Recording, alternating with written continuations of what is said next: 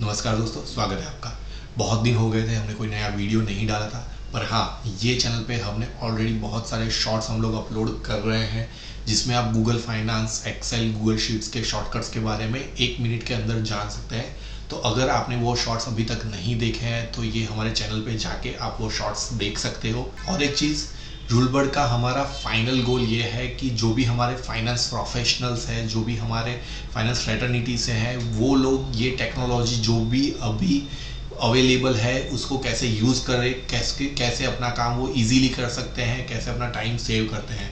तो इसी के लिए हम लोग आपके लिए अलग अलग वीडियोस, नए नए सॉफ्टवेयर्स लेके आते हैं। अभी यूट्यूब पे हमारे 635 सब्सक्राइबर्स है। हमारा नेक्स्ट सब्सक्राइबर गोल है वो है 1000 सब्सक्राइबर्स का। तो अगर आपने अभी तक हमें सब्सक्राइब नहीं किया है तो ज़रूर से सब्सक्राइब करिए। और ये वीडियोस जो भी है, जो भी आपको वीडियोस अच्छे लगते हैं, वो अपने फ्रेंड्स के साथ, फैमिली के साथ, जैसे मैंने बोला कलीग्स के साथ शेयर करिए, तो उन्हें भी बेनिफिट होगा और हमें भी बेनिफिट होगा। जब भी एक्सेल की बात आती है तो एक्सेल की बात इफ फॉर्मूला के बिना अधूरी है। जब भी आपको इफ फॉर्मूला लगाना है तो सबसे पहले, जैसे यहाँ पे आप देख सकते हैं कि आपको लॉजिकल टेस्ट कुछ देना पड़ेगा, उसके बाद ही इफ फॉर्मूला इवेल्युएट हो पाएगा। लॉजिकल टेस्ट का क्या मतलब है? मतलब कि एक्सेल ये इवेल्युएट करता है कि आपका जो भी डेटा है वो सही है कि नहीं है, और उसके बेसिस पे वो आपको कुछ रिजल्ट्स देता है। अभी जब तक आपको अलग अलग ऑपरेटर्स और एक्सेल कैसे वर्क करता है वो अगर आपको मालूम नहीं होगा तो आपको ये पता नहीं चलेगा कि आपका इफ फॉर्मूला सही तरीके से लग रहा है कि नहीं लग रहा है, या फिर आप इसको कैसे लगा सकते हैं। तो इफ फॉर्मूला को जानने से पहले आज के वीडियो में हम लोग आपको ये बताएंगे कि जो भी कंपैरिजन ऑपरेटर्स है उसको आप कैसे इफ फॉर्मूलाज में यूज कर सकते हो। सिर्फ इफ फॉर्मूला में नहीं, आप इसको एंड फॉर्मूला में, और फॉर्मूला में, बहुत सारे ऐसे फॉर्मूलाज है, फंक्शंस है, इसमें आप इसको यूज कर सकते हो। तो आइए आज का वीडियो स्टार्ट करते हैं।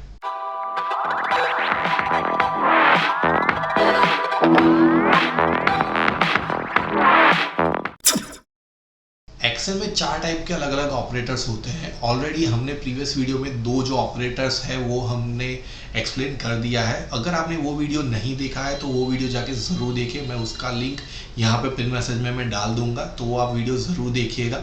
और ये वीडियो में हम लोग आपको 2 ऑपरेटर्स के बारे में बताने वाले हैं। पहला है कंपैरिजन ऑपरेटर और दूसरा है हमारा सम ऑपरेटर। तो कंपैरिजन ऑपरेटर के बारे में बहुत सारे लोग आप जानते ही होंगे।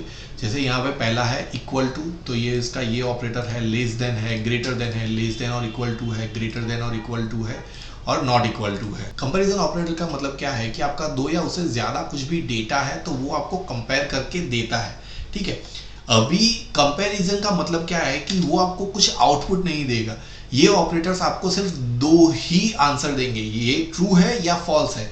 मतलब कि जो भी आप कंडीशन इवेल्युएट कर रहे हो ये ऑपरेटर्स के थ्रू, वो ट्रू है कि फॉल्स है, बस ये 2 ही आंसर वो आपको देंगे इसमें। तो यहाँ पे मैंने ये फॉर्मूला लगाया है कि मैं ये चेक करना चाहता हूँ ये दोनों डेटा सही है कि नहीं है, तो मैंने बीच में इज इक्वल टू ऐड किया हुआ है, तो ये ट्रू दिखा रहा है। अभी यहाँ पे मैं ये ग्रेटर देन वाला फॉर्मूला यूज कर रहा हूं, तो आप देख सकते हो कि 75 इज ग्रेटर देन 23, तो हमेशा वो ट्रू दिखाएगा। पर अगर मैं इसको लेस देन में ले रहा हूं तो ये फॉल्स दिखाएगा। तो ये बेसिक कंडीशंस है जिसको आप ये ऑपरेटर्स के थ्रू इवेल्युएट कर सकते हो। तो जैसे यहाँ पे है, मुझे यहाँ पे ये देखना है कि नॉट इक्वल टू, तो मैं ये नॉट इक्वल टू का फॉर्मूला मैं ऐसे दे सकता हूँ। तो आप देख सकते हो कि यहाँ पे ये फॉल्स दिखाई देगा। तो ये जो ऑपरेटर्स है वो बहुत ही इजी है। आपको कोई भी कंडीशन अगर इवेल्युएट करना है तो आप इससे कर सकते हो। पर ये तो हो गई एक बार नंबर्स की बात। अगर आपको नंबर्स पे इवेल्युएशन करना है तो वो आप कर सकते हो। तो नंबर्स के अलावा अगर आपको टेक्स्ट भी इवेल्युएट करना है तो ये ऑपरेटर्स के थ्रू आप टेक्स्ट भी इवेल्युएट कर सकते हो। जैसे यहाँ पे आपको दिख रहा है कि ये दोनों सेम है, तो मैं यहाँ पे चेक करने के लिए इज इक्वल टू का फॉर्मूला यहाँ पे लगा सकता हूँ। अभी आप बोलोगे कि यहाँ पे फॉल्स क्यों दिखाई दे रहा है जबकि ये दोनों डेटा सेम है। हाँ, ये दोनों डेटा अभी यहाँ पे सेम दिख रहे हैं, पर यहाँ पे मैंने ऑलरेडी स्पेस ऐड करके रखा हुआ है। तो जहाँ एक्सेल क्या करता है कि एक्सेल ब्लैंक जो भी है, स्पेस है, उसको भी एक अलग से टेक्स्ट गिनता है। इसकी वजह से इसका आंसर यहाँ पे फॉल्स आ रहा है। आप लोगों को शायद मालूम होगा कि कई बार आप जो भी वी लुकअप का फॉर्मूला है या फिर इफ का फॉर्मूला है जो आप कंपेयर करते हो, तो आपको आंसर सही तरीके से नहीं मिलता है। आपको ये लगता है कि मेरी की फील्ड तो मेरी सेम है, बट ये मेरा जो आंसर है वो गलत क्यों आ रहा है। तो वो आंसर गलत होने का मतलब यही है कि शायद इसमें पीछे कोई स्पेस या फिर कुछ ऐसा एडिशन है जो आपको नहीं दिखता है। तो जैसे मैं यहाँ पे ये रिमूव करूंगा तो आप देख सकते हो कि अभी ये ट्रू दिखाई दे रहा है। तो जब भी आपका अगर फॉर्मूला सही तरीके से नहीं बैठता है तो आप इस तरीके से आप अपने की फील्ड्स को एक बार चेक भी कर सकते हो। तो ये एक बहुत ही बेसिक चीज थी। नॉट ओनली सिर्फ और सिर्फ ये दो चीजें कंपेयर नहीं करता, पर वो आपको लेस देन और इक्वल टू भी आप टेक्स्ट में यूज कर सकते हो। कैसे कि जैसे यहां पे आप देख सकते हो कि एप्पल मेरा एप्पलेट से ग्रेटर देन है कि लेस देन है, ये फॉल्स दिखा रहा है। क्यों? क्योंकि एप्पल हमेशा डिक्शनरी मीनिंग में पहले आता है और एप्पलेट बाद में आता है, तो इसकी वजह से ये यहाँ पे फॉल्स दिखा रहा है। अगर मैं यहाँ पे लेस देन कर दूंगा तो आप देखोगे कि ये ट्रू दिखा रहा है, कि मतलब कि एप्पल का वैल्यू, एप्पल जो भी है जो डिक्शनरी में आगे आता है, तो यह इसके लिए वो यहाँ पे ट्रू दिखाई दे रहा है। तो इसके लिए जब भी आप कोई शॉर्ट का फॉर्मूला यूज करते हो या फिर आपका कोई डेटा मैच नहीं कर रहा है, तो इसके लिए भी आप ये ऑपरेटर्स का यूज कर सकते हो। ये बहुत ही इजी है, बहुत ही बेसिक चीज है। तो ये हो गए हमारे कंपैरिजन ऑपरेटर्स की बात। इसके बाद हम लोग देखते हैं हमारे सम ऑपरेटर्स में। अभी सम ऑपरेटर्स जो भी हम लोग सम रेगुलर यूज करते हैं, तो हम लोग ये फॉर्मूला यूज करते हैं। ये फॉर्मूला का क्या मतलब है कि मेरा B8 से लेके C11 तक का सारा डेटा यहाँ पे टोटल हो रहा है। तो यहाँ पे अगर आप बीच में देखोगे तो यहाँ पे मैंने कॉलन दिया हुआ है। तो कॉलन क्या है कि कॉलन मेरा रेंज ऑपरेटर है, मतलब कि B8 से लेके C11 तक की रेंज के लिए मैंने यहाँ पे ये कॉलन दिया हुआ है। तो इस तरीके से आप यहाँ पे सम कर सकते हो।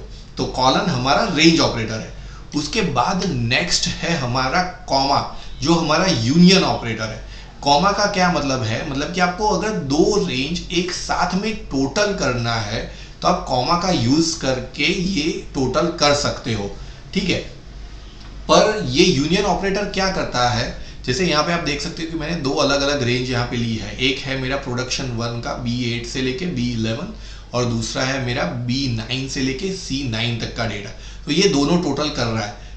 पर यहाँ पे ये इश्यू क्या आ रहा है कि ये जो कॉमन फील्ड है, यहाँ पे जो मैंने 515 ये जो मेरा कॉमन फील्ड है वो दो बार ऐड कर रहा है। आप देखो, एक बार ये रेंज में भी ऐड कर रहा है और दूसरी बार ये रेंज में भी ऐड कर रहा है।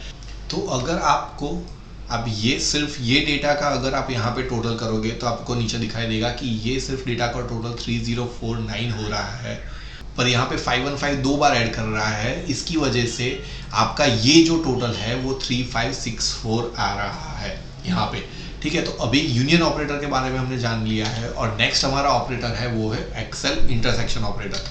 यूनियन ऑपरेटर क्या करता है कि जो दोनों रेंज है वो आपको टोटल करता है और आपका जो भी कॉमन रेंज है वो दोनों रेंज में उसको वो दो बार टोटल करता है। जबकि इंटरसेक्शन ऑपरेटर जो स्पेस लगा के यूज होता है, जैसे पहले भी हमने देखा कि एक्सेल अलग से ही जो भी स्पेस है उसको अलग से आइडेंटिफाई करता है। तो आप देख सकते हो कि मैंने यहाँ पे स्पेस देके ये ऑपरेटर लगाया हुआ है। तो एक्सेल क्या करता है इंटरसेक्शन ऑपरेटर में, जो भी कॉमन एरिया है सिर्फ और सिर्फ आपको उसका ही टोटल दिखाता है। मैंने ये रेंज और ये रेंज मैंने दोनों अलग अलग से रेंज दिया हुआ है। जो भी यहाँ पे मेरा आंसर आ रहा है वो आंसर आ रहा है 515। तो ये सही तरीके से मुझे जो भी कॉमन आंसर चाहिए वो यहाँ पे मुझे दे रहा है। अगर कहीं भी आपको ये कैलकुलेशन करना है तो आप कैसे कर सकते हो, इज इक्वल टू करके सम करिए और ये आपका टोटल यहाँ पे हो गया। तो ये मेरा रेंज ऑपरेटर हो गया। फिर यूनियन ऑपरेटर के लिए क्या करना है, एक बार आपने रेंज सिलेक्ट कर ली, मैंने यहाँ पे ये मेरी रेंज सिलेक्ट कर ली है। उसके बाद कॉमा दीजिए, आपको जो भी रेंज चाहिए। मुझे यहाँ पे ये मैं अभी दोनों सिलेक्ट कर रहा हूँ, एक ही नहीं मैं सिलेक्ट कर रहा हूँ। तो कॉमा लगा के आपने वो सिलेक्ट कर लिया, ब्रैकेट क्लोज। तो आप देख सकते हैं कि वो टोटल आ गया है। हाँ, पर जैसे ही मैंने बताया ये दो यहाँ पे ये दोनों जो फील्ड है वो दो बार आए होंगे, तो इसकी वजह से ये टोटल इन्फ्लेट हुआ होगा। उसके बाद आपको इंटरसेक्शन ऑपरेटर आपको कैसे लगाना है, तो यहाँ पे सम पे करिए। मुझे ये एक रेंज चाहिए, फिर मैं यहाँ पे स्पेस दे रहा हूँ, मैंने यहाँ पे स्पेस दिया हुआ है। और मुझे ये भी चाहिए, मतलब कि मुझे जो भी कॉमन है एरिया उसका चाहिए, सिर्फ एक नहीं सेल चाहिए, मुझे दो सेल्स का टोटल चाहिए। और फिर मैं यहाँ पे टोटल करूँगा तो आप देख सकते हैं कि 1080 दिखा रहा है। तो ये दोनों का टोटल आपको दिखा रहा है, दैट इज 1080। अभी आप उसको कैसे एक अलग तरीके से भी यूटिलाइज कर सकते हो कि अगर आपके पास कोई भी बड़ा डेटा है, जैसे मेरे पास यहाँ पे कुछ मेरे प्रोडक्ट्स है और ये मैंने अप्रैल से लेके मेरे मार्च तक का मैंने यहाँ पे डेटा ऐड किया हुआ है। तो अभी ये जो डेटा है उसमें मुझे कुछ सम चाहिए। जैसे मैंने एक फॉर्मूला यहाँ पे लगाया हुआ है कि मुझे प्रोडक्ट 4 अगस्त और सितंबर में कितना सेल हुआ है। तो उसके लिए मैं मेरा जो इंटरसेक्शन ऑपरेटर है, जो स्पेस वाला ऑपरेटर है, मैं यूज़ कर सकता हूँ। तो इस तरीके से ये सिर्फ मुझे ये जो कॉमन फील्ड है उसका मुझे आंसर देगा। तो ये बहुत ही बेसिक चीज़ थी। और मैंने यहाँ पे एक फॉर्मूला जो भी लिस्ट है वो लिस्ट बना के रखा हुआ है कि जैसे आप देख सकते हो कि मुझे यहाँ पे ये चाहिए कि प्रोडक्ट 6 अगस्त में कितना बिका है। तो अगर आपको यहाँ से जाना है तो आपको वो ढूंढना पड़ेगा कि क्या है आंसर, पर यहाँ पे मैंने लिस्ट दिया हुआ है। तो इसकी तरीके से आप प्रोडक्ट 4 को अगर सिलेक्ट करना है तो प्रोडक्ट 4 अगस्त में कितना सेल हुआ वो चेक कर सकते हो, प्रोडक्ट 4 नवंबर में कितना सेल हुआ वो चेक कर सकते हो। तो ये था वीडियो हमारा ऑपरेटर्स के ऊपर। आई होप कि आपको ये वीडियो पसंद आया होगा। तो आपके फ्रेंड्स और फैमिली के साथ ये शेयर करना ना भूलिए। So thank you guys, thanks for watching.